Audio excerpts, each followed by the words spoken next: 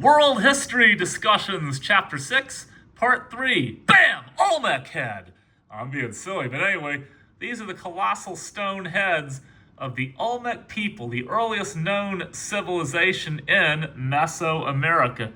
And you can see on the map that these people with the giant stone heads, they were from around what is now Veracruz, Mexico, at the bottom of the Yucatan Peninsula, just to get your geography oriented. Yeah, I made this line which doesn't go anywhere near them. So that's around where Teotihuacan is, modern Mexico City. That's around where Camino Juyu of the Mayans, modern Guatemala City, is. And it's about 800 miles between those two. But the Olmecs were more in this area.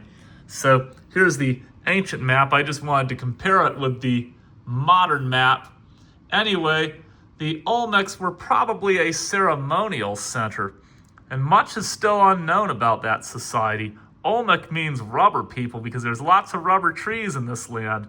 Their capital moved 3 times. You can see them in yellow. Let me get this to focus.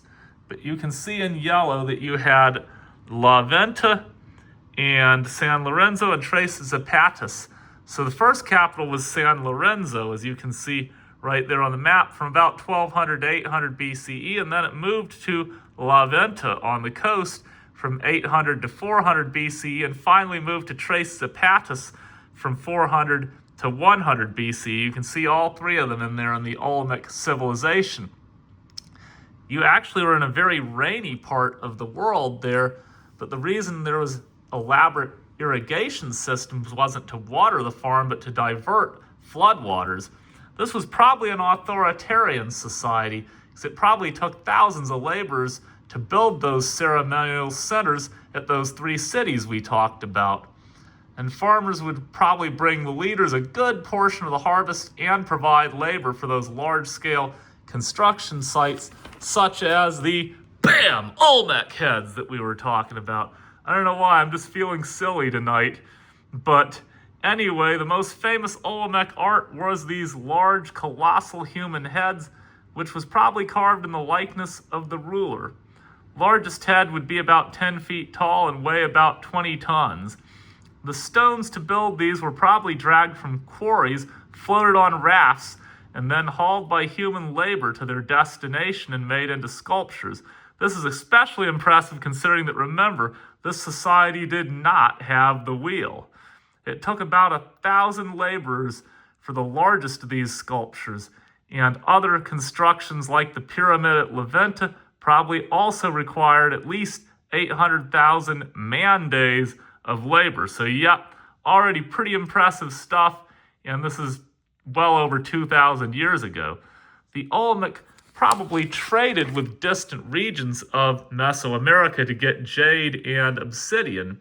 Obsidian's used in really sharp knives, and jade is often used in the artwork, which the Olmec traded for more jade and obsidian. They also traded animal skins.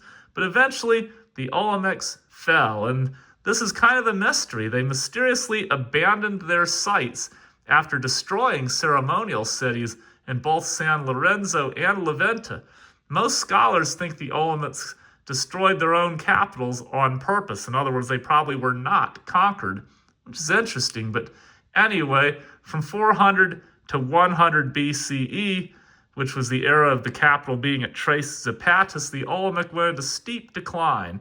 Nonetheless, the Olmecs were very much influential on the rest of Mesoamerican society. They created a calendar, they invented a system of writing, carried out rituals involving human sacrifice, and invented the ball game, all of which we'll talk about in much greater detail when we talk about this society here, which was the successor society of the Olmec, the Mayans. Anyway, that's the next discussion, the Mayan Empire, coming up.